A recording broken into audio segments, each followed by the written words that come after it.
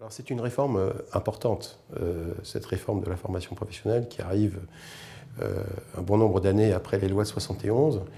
Dans les enjeux importants de cette réforme, il y a d'une part la fin de l'obligation légale. Obligation légale, ce qu'on appelle obligation légale, c'est l'obligation finalement pour les entreprises de dépenser en matière de formation professionnelle un certain niveau de dépenses liées à la masse salariale. Donc ça c'est fini. Et on passe quelque part davantage à une obligation de former, une obligation de résultat. Donc c'est quand même une transformation très importante pour les entreprises, qui a suscité d'ailleurs quelques réactions. Donc sur le fond, je pense que c'est effectivement un point extrêmement important. Le deuxième point important, qui rejoint donc la question sur le CPF, que les actifs de manière générale, donc les salariés, les demandeurs d'emploi, mais aussi quelque part les jeunes, ils sont au cœur du système. L'objectif, c'est qu'ils prennent en charge leur formation, leur évolution professionnelle tout au long de leur carrière professionnelle. Voilà. Et l'outil, effectivement, de cette prise en charge, c'est le compte personnel de formation.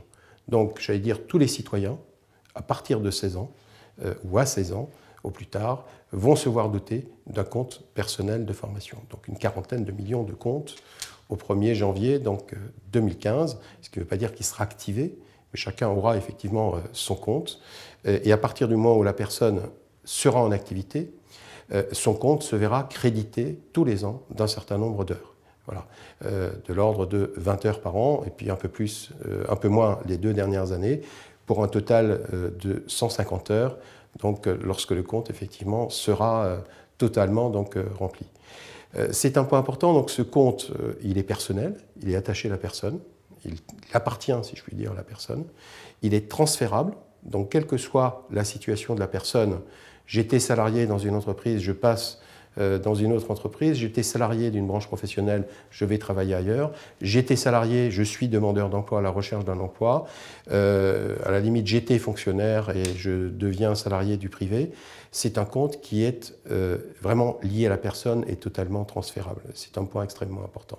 C'est un compte aussi qui est financé par une cotisation qui a été mise en place, autre point important, un 0,2%, donc compte personnel de formation, financé mais qui peut aussi être abondé par des fonds de l'entreprise, par des fonds effectivement de la branche, donc c'est ce qu'on appelle les abondements, voire par des régions, donc un autre point extrêmement sensible. Et enfin, c'est un compte qui vise, et c'est un point important, la formation certifiante, reconnue, donc au niveau des branches professionnelles et dans l'activité de salariés.